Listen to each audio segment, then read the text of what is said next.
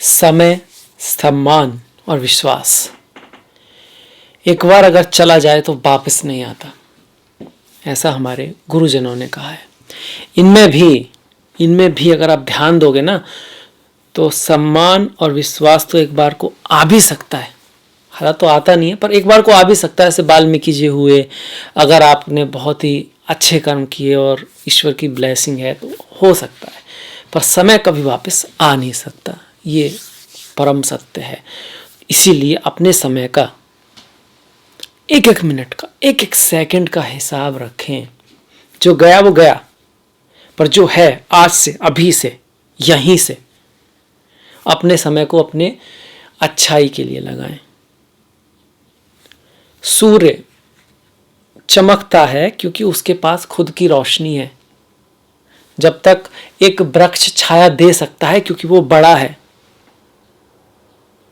तो खुद के लिए समय दें, खुद को समय दें, अपनी हेल्थ पे ध्यान दें, अपने खाने पीने पे ध्यान दें, अपने गुणों पे ध्यान दें। ये ज़िंदगी इतनी छोटी है, सिर्फ अपने आप को, जहाँ तक आपकी कैपेसिटीज़ हैं नई नई चीज़ें देखने के लिए, कि दूसरों को देखने का कोई मतलब ही नहीं है। हो सकता है कि आप एक महान चित्रकार बनने वाले हो और आप लगे हुए हो किसी और चीज़ में, तो हर चीज़ को अपने यंग एज में ना ट्राई करें। हो सकता है आप बहुत अच्छे फोटोग्राफर बन जाओ, पता लगा आपने कभी फोटोग्राफी करने का ट्राई ही नहीं किया। जब ट्राई नहीं किया तो पता ही क्या लगेगा किस चीज़ में आप अच्छे हैं। तो अपने 20s में, अपने जीवन की शुरुआत में सब चीज़ को ट्राई करो, अपने ऊपर काम करो, अपने आप को योग्य बनाओ। और कहीं ना कहीं, जैसे वो बोलते हैं ना, अगर मछली पेड़ पर चढ़ने की रेस लगाएगी तो कहाँ चढ़ पाएगी, पर अगर तैरने जाएगी तो कमाल कर देगी। तो अपने गुणों को पहचानो। अब बढ़ जाते हैं वृश्चिक के ऊपर, जो कि गुणों के भंडार हैं। बहुत सारे गुण हैं और छुपे हुए हैं, इसलिए मैंने इस बात को जोड़ा भी है वृश्चिक से। वृश्चिक मतलब कुंडली का 8वां घर, छुपा हुआ, दिखता नहीं है।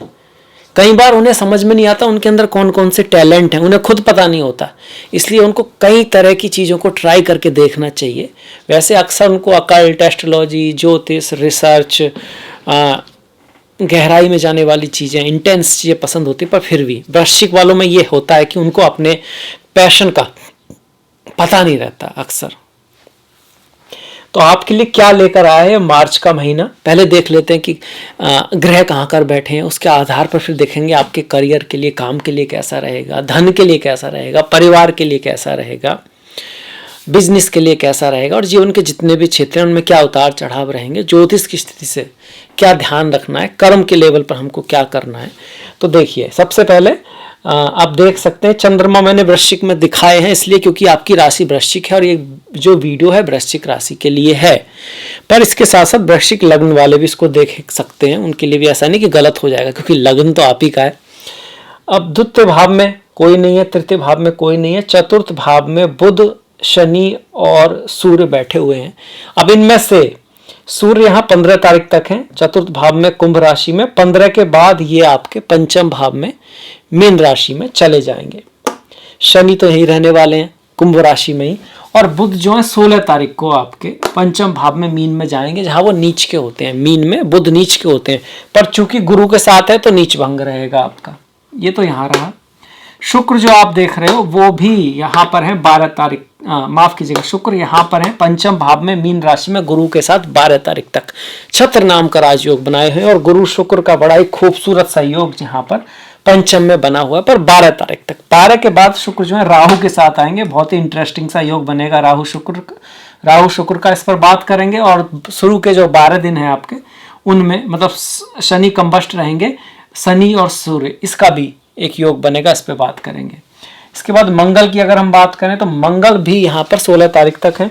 16 तारीख के बाद मंगल मिथुन राशि में पहुंच जाएंगे सप्तम भाव में, इससे पहले वो वृषभ राशि में है सप्तम भाव में, और 16 के बाद पहुंचेंगे मिथुन में अष्टम भाव में, 8वें भाव में। ये 8वां भाव है, देखिए यहाँ से 1 2 3 4 5 6 7 8, 8वां भाव है। राशि तीसरी है, तीसरी राशि कौन सी है? मिथुन, इसके स्वामी है बुध।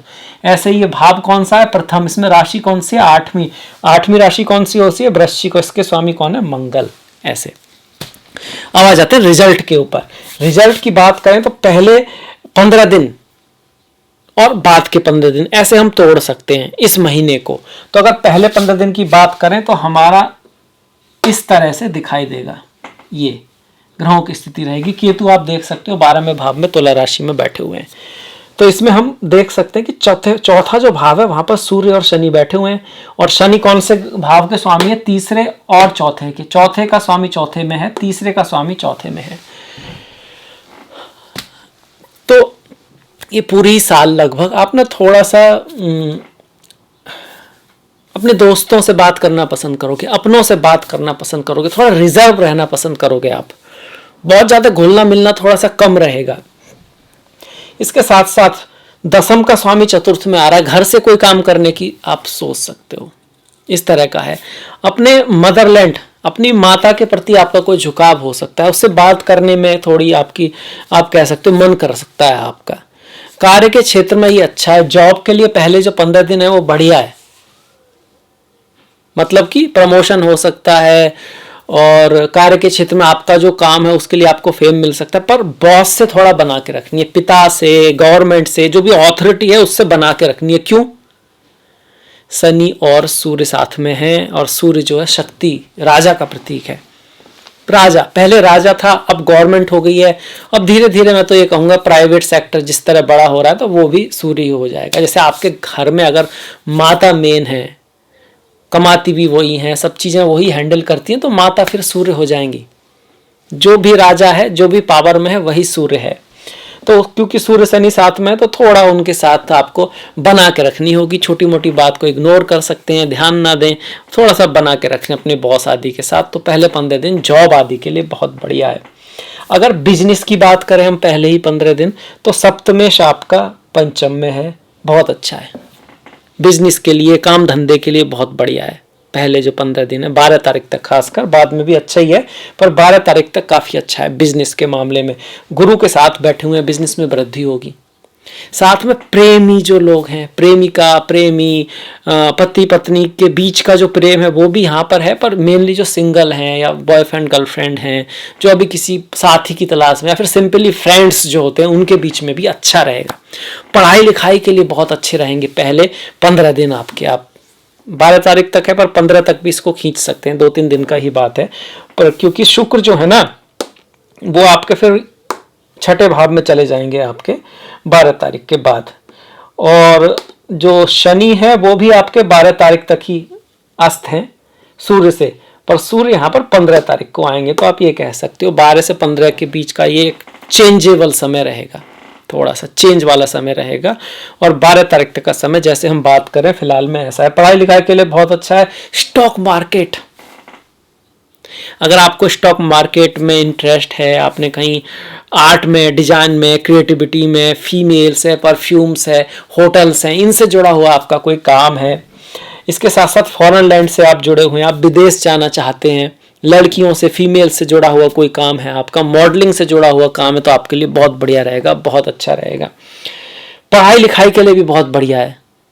शिक्षा लेने के लिए आप बाहर कहीं जाना चाहते हैं उसके लिए बहुत बढ़िया। संतान पे कोई खर्च होगा, क्रिएटिविटी पे कोई खर्च होगा, कोई परफॉर्मेंस पे आपका कोई खर्च होने वाला है 15 दिन पहले जो 15 दिन है। इसका कारण क्या है? शुक्र जो है 12वें भाव के स्वामी है, पंचम में आ रहे हैं, तो 12वें भाव का आपका खर्चे का है, तो खर्चा होगा इस पर, पंचम की चीज़ों पर, पढ़ाई लिखाई पे, कहीं बाहर जाने पे, परफॉर्मेंस भी पंचम भाव दिखाता है, वो उस पर है। अब चूंकि गुरु के साथ है और गुरु यहाँ पर राजयोग में है, गुरु धन के भी स्वामी है, तो पढ़ाई लिखाई से धन भी आ सकता है, मतलब स्कॉलरशिप आदि आपको मिल सकती है। संतान आपकी बहुत अच्छा कर सकती है। एजुकेशन के हिसाब से पैसे पूरा ही महीना बहुत बढ़िया है, पर 12 तारीख तक ज़्यादा अच्छा है। उसके बाद भी ठीक है, ऐसा नहीं है कि उसके बाद खराब है। उसके बाद आ जाते हैं 15, पर उससे पहले मंगल की बात कर लेते हैं, क्योंकि मंगल यहाँ पर रहेंगे 15 दिन, 16 तारीख को बदलेंगे। तो मैरिज लाइफ, जिनकी शादी हो चुकी है, वहां थोड़ा मतभेद रह सकता है, बना के रखिए। रहीमन धागा प्रेम का मत जोड़े चटकाए, जोड़े ते फिर ना जोड़े, जोड़े गांठ पड़ जाए। किस तरह की दिक्कत रह सकती है? ईगो की, गुस्से की, पेशेंस की कमी रह सकती है। कार्य के क्षेत्र में ठीक है जैसे हमने बात की है, पर जहाँ रिश्तों की बात, वो भी जो शादीशुदा हैं, जो एक साथ रह रहे हैं काफ़ी समय से, उनके बीच में कुछ मतभेद रह सकता है। आपके स्पाउस की और आपकी भी जो वाणी है ना, वो थोड़ी कटु ड्राई हो सकती है। हो सकता है जानबूझ के आप ऐसा ना कहें, कुछ मुंह से निकल जाए तो थोड़ा ध्यान रखें। बोलने से पहले तोल लें, समझ लें, सोच लें, तब बोलें। ऐसा ना हो कि आपका जो पॉइंट ऑफ व्यू है बिल्कुल ठीक है, आप अपने हिसाब से हो सकता है बिल्कुल सही कह रहे हो, पर दूसरा व्यक्ति भी सही हो सकता है, उसके हिसाब से अपनी जगह वो भी सही हो सकता है। और ऐसा होता है अक्सर, ऐसा अक्सर होता है कि हम जहां पर होते हैं हम अपने हिसाब से ठीक होते हैं, और दूसरा जो होता है वो अपने हिसाब से ठीक होता है, कई बार सही भी होता है, क्योंकि उसका पूरा पक्ष हमको पता ही नहीं होता और हमारा पक्ष उसको पूरा पता नहीं होता। और ये जो गैप होता है इसलिए कम्युनिकेशन बोलते हैं। आप बोलते हैं जैसे कोई व्यक्ति अगर परेशान है तो साइकोलॉजिस्ट के पास उसको भेजते हैं। क्यों भेजते हैं, क्या कारण है? ज्ञान तो आप भी दे सकते हैं, मैं भी दे सकता हूं, कोई भी दे सकता है, साइकोलॉजिस्ट के पास ही क्यों? क्योंकि साइकोलॉजिस्ट पहले उसको सुनता है, बोलता कम है, सुनता ज़्यादा है, पहचानता है, उसको गहराई से समझता है और उसके अकॉर्डिंग फिर थोड़ा सा उसको इंडिकेट करता है। मतलब व्यक्ति को अभी खड़ा हुआ आना आया नहीं है, आप उससे कह रहे हो अब तू भाग भी सकता है, तू दौड़ भी सकता है, तू तो एवरेस्ट पे चढ़ जाएगा, और पहले वो खड़ा तो होना सीख ले बेचारा। वो उस कंडीशन में है कि उसको खड़े होने से भी डर लग रहा है, तो उसको आप देख कर ही, हाँ, उसकी उस जानकर साइकोलॉजिस्ट जो होता है उसको उतनी ही सलाह देता है। और सत्य भी यह है कि एक एक स्टेप से ही आप ऊपर जाते हैं। सीढ़ी जो होती है, एक एक सीढ़ी पायदान ही आप ऊपर चढ़ सकते हैं। जैसे कि कई बार लोग लिखते भी हैं कि आप बोलते हैं इतना अच्छा, इतना बड़ा, ये सब, पर हो तो कुछ नहीं रहा है। सबके साथ उसकी कुंडली के हिसाब से, यथा पात्रे, कैसा पात्र है उसके अकॉर्डिंग हो रहा है। और फिर हर किसी की जन्म पत्री अलग है, मतलब उसका प्रारब्ध अलग है, हर किसी की दशा महादशा अलग चल रही है, ये भी है, और हर किसी का प्रयास भी अलग है। हर कोई जानता है कि सुबह उठ के जॉगिंग करना अच्छा है और उससे उसकी हेल्थ बनती है, पर ना तो हर कोई जॉगिंग कर रहा है, इसीलिए ना हर किसी की हेल्थ बन रही है। अब आ जाते हैं, मंगल भी हो गया। मंगल यहाँ पर वाणी के मामले में थोड़ा ध्यान रखना है, आपस में थोड़ा ईगो वगैरह से मन में भी थोड़ी अधैर्यता रह सकती है, और कार्य के लिए ठीक है। अब अगले नेक्स्ट 15 दिन उसमें ग्रह बदलेंगे, मंगल यहाँ आएंगे, शुक्र यहाँ आएंगे, सूर्य और बुध यहाँ आ जाएंगे। इस तरह से ग्रह चेंज हो जाएंगे आपके। केतु पर आ जाएंगे, केतु के पूरे महीने एक से रहने वाले हैं। इसमें क्या होगा, मैरिज लाइफ के मामले में चीजें थोड़ी बेटर हुई, आपके जीवन साथी के साथ थोड़ा सा ठीक है, अच्छा है, पर स्वास्थ्य का थोड़ा सा ध्यान रखना है। लग्नेश अष्टम में चला गया, छोटी मोटी चोट वगैरह लग सकती है। इन लॉज के साथ रिश्तों में यहाँ थोड़ी दिक्कत दिखाई पड़ती है, या इन लॉज की फैमिली में, इन लॉज के परिवार में 15 तारीख के बाद ये है। धन के दृष्टि से ठीक है, कोई गिफ्ट वगैरह आपको मिल सकता है, अनअर्न्ड मनी आपको मिल सकती है, क्योंकि लग्नेश अष्टम में है। यहां बैठ के मंगल आपको लाभ को भी दिखा रहे हैं, पराक्रम के लिए भी ठीक है, और कहीं दूर ले जा सकते हैं आपको, दूर दराज की जो यात्रा है उसके लिए मंगल आपको अच्छा कर रहे हैं। पर इसके साथ साथ और भी कई योग बन रहे हैं। बुध आदित्य योग बनेगा आपका पंचम भाव में, चतुर्थ भाव में भी था आपका, यहाँ पर बुध आदित्य योग बना हुआ था 15 दिन तक। मतलब बुध जो है आपके एकादश, मतलब कह सकते हैं कि लाभ के स्वामी है, और पंचम जो है वो आपका दसम भाव, दसम और एकादश का स्वामी पहले यहां पर है और फिर यहां पर है। तो कहीं ना कहीं ये कह रहा है कि भैया करियर के मामले में, जॉब के मामले में, गवर्नमेंट जॉब के मामले में पूरा महीना ही अच्छा है आपके लिए, पर 15 तारीख के बाद परिवर्तन वगैरह है, ट्रांसफर वगैरह हो सकता है, और जो आपके लिए लाभकारी हो, अच्छा हो, इस चीज को दिखा रहा है। पढ़ाई लिखाई के नजरिए से पूरा महीना अच्छा है, स्टॉक मार्केट के नजरिए से भी अच्छा है, क्योंकि यहाँ जब बुध आएंगे तो एकादश भाव को देखेंगे पंचम से। तो एकादश भाव होता है जब हम इच्छा पूर्ति का, कुछ इच्छाएं पूरी होंगी। संतान प्राप्ति के लिए भी शुभ योग है, संतान प्राप्ति का काफी स्ट्रांग बन रहा है 15 के बाद, इतने सारे ग्रह यहाँ पर हैं। संतान प्राप्ति में अगर पुरुष कह सकते हैं बच्चा जो है उसके लिए, और 15 तारीख से पहले बच्ची आया, कह सकते हैं माँ लक्ष्मी घर में आए, इस तरह की चीजें पॉसिबिलिटी, क्योंकि शुक्र वहां पर रहेंगे। इसके बाद राहु और शुक्र जब साथ में मिलते हैं तो कुछ लोग कहते हैं यार ये अच्छा नहीं है, और कुछ कहते हैं अच्छा है। तो क्या है, देखिए फेम के लिए अच्छा है, नाम के लिए अच्छा है, जॉब वॉब काम ढूंढ रहे हैं उसके लिए अच्छा है, आप मेडिकल इंडस्ट्री में आप अच्छा करेंगे। फीमेल्स के साथ थोड़ा सा आपको रेस्पेक्ट और मर्यादा का ध्यान रखना पड़ेगा। रिश्तों के मामले में थोड़ी सी खटपट आपकी अपने स्पाउस से करा सकता है कभी कभी, ये डिफरेंस ऑफ ओपिनियन या फिर आप कह सकते हो शक, जिसकी कोई सॉलिड वजह तो आपके पास नहीं होगी, पर आपको ऐसा लगेगा कहीं ऐसा तो नहीं है कि वो चीट कर रहा हो, चीट कर रही हो, और वास्तव में हो सकता ना हो, क्योंकि ये राहु है ना, धुआं धुआं दिखता है, पर कभी कभी राहु बाउंड्री तोड़ भी देता है, क्योंकि बाउंड्री मानता ही नहीं, बोलता है भैया तो इंसानों ने बनाई है, मैं क्यों मानूं, लॉ वो होंगे देवताओं के लिए, हम तो इनको मानते नहीं। तो राहु केतु, खास करके राहु इस चीज में है, पर जो कि शुक्र के साथ आ रहा है तो शुक्र को भी बढ़ा देगा। शुक्र क्या है, क्रिएटिविटी है, धन है, पैसा है, लालसा है, वासनाएं हैं, और लालसा है, वासनाएं, एम्बिशन है, तो व्यक्ति हार्डवर्क करेगा, मेहनत करेगा, इच्छाओं के लिए भागेगा, दौड़ेगा तो कुछ हाथ आएगा। प्रथम संसार तो कर्म प्रधान है, यहाँ पे सिर्फ सोचने से, आप के अच्छे होने से कुछ होने वाला नहीं है, सिर्फ इससे कर्म तो करना पड़ेगा। हाँ, अच्छाई भी एक कर्म है। अगर आप अच्छे हैं, आप अच्छे किसी का भला कर रहे हैं लोगों के साथ, तो 10 में से कोई लोग तो अच्छे होंगे ही, वो आपकी हेल्प करेंगे, आपकी एक इमेज बनेगी, इन द एंड आपका बहुत कुछ किसी हद तक अच्छाई साथ देती है। पर कर्म बहुत महत्वपूर्ण है, ये जो मृत्यु लोक है ये कर्म प्रधान है, और राहु कर्म को दिखाते हैं, एफर्ट को, हार्डवर्क को, एम्बिशन को। उनका पेट ही नहीं भरता राहु का, क्योंकि पेट है ही नहीं, सिर्फ सर है। तो बहुत आप कह सकते हो कि आगे बढ़ने के लिए प्लेनेट बहुत अच्छा है, सेटिस्फैक्शन के लिए नहीं है, क्योंकि वहाँ सेटिस्फैक्शन देता ही नहीं है वो। ऐसे में व्यक्ति को प्रेम से, भोगों से, मेटेरियल चीज़ों से सेटिस्फैक्शन नहीं मिलता, पर उनके पीछे भागता भी है, और उसके बाद ये चीज़ें होती भी हैं। जिसकी कुंडली में होगा, जो बच्चे जन्म लेंगे, तो कहीं ना कहीं अच्छा भी है। यहाँ से राहु शुक्र जो है 12वें भाव को देख रहे हैं, जहाँ केतु बैठे हुए हैं, तो विदेश से आपको जोड़ सकता है, बाहर आपको ले जा सकता है, स्पिरिचुअलिटी अध्यात्म की तरफ भी आपको मोड़ सकता है। ये कैसे होगा, आप जब भोगों के पीछे भागते हैं या स्त्री पुरुष के पीछे भागते हैं, तो एक बार को तो बहुत ऐसा लगता है कि भाई यहाँ पे जन्नत है, फिर ऐसा लगता है यार सोच के तो बहुत कुछ आए थे, मिला तो कुछ है नहीं, इतना पाने के बाद भी। तो फिर यहाँ से वो दो रास्ता शुरू होता है कि ऐसा तो नहीं कि रेस ही गलत हो, ऐसा तो नहीं है कि जिसके पीछे जा रहे हैं, जिसके पीछे भाग रहे हैं, वहां पे जिस चीज के लिए भाग रहे हैं, खुशी के लिए, वो वहां है ही नहीं, बस दिख रही है। और यहां से फिर स्पिरिचुअलिटी, अध्यात्म और खुद की तलाश स्टार्ट होती है, और वही केतु की तरफ आपको ले जाती है, और जो वास्तव में अंतिम तलाश है भी।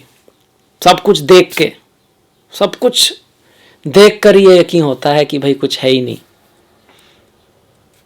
जब तक देख नहीं लोगे, मान नहीं लोगे, समझ नहीं लोगे, तब तक तो उसी में फंसे रहोगे, कहीं है, पर बाद में फिर ऐसा लगने लगता है कि यार यहाँ पे कुछ है भी या नहीं है। और ये बात की बातें हैं, और बात की बातें ही केतु करता है। तो किसी की केतु की दशा चल रही हो तो स्पिरिचुअलिटी, अध्यात्म, मोक्ष को दिखाएगा, बाहर विदेश आदि भी आपको ले जा सकता है, भोगों की तरफ भी आपको आकर्षित कर सकता है, पर इन द एंड केतु जो है वो आपको कभी कभी ना केतु जो है एडिक्शन की तरफ ले जाता है, वो एक्चुअली छोड़ना चाहता है, चीज़ों से भागना चाहता है, तो वो सही रास्ता नहीं है।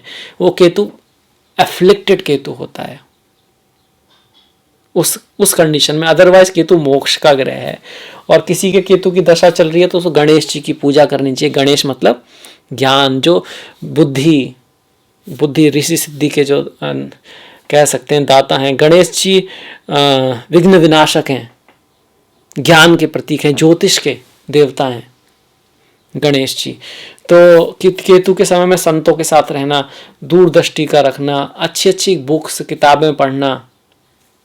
बुक्स किताबें क्यों? क्योंकि आसान होता है संतों का मिलना, या किसी बुद्ध ऐसे व्यक्ति का मिलना, उसका साथ मिलना इतना आसान नॉर्मली नहीं हो पाता, इसलिए तो थोड़ा अध्यात्म, थोड़ा ध्यान आदि करना। इसके साथ साथ गणेश जी की पूजा करना, गणेश जी के मंदिर पर ध्वजा चढ़ा सकते हैं, हनुमान जी के मंदिर पर भी ध्वजा चढ़ा सकते हैं, क्योंकि कुजवत केतु होता है आपका, शनिवत राहु होता है, इस वजह से। तो केतु का भी हो गया आपका।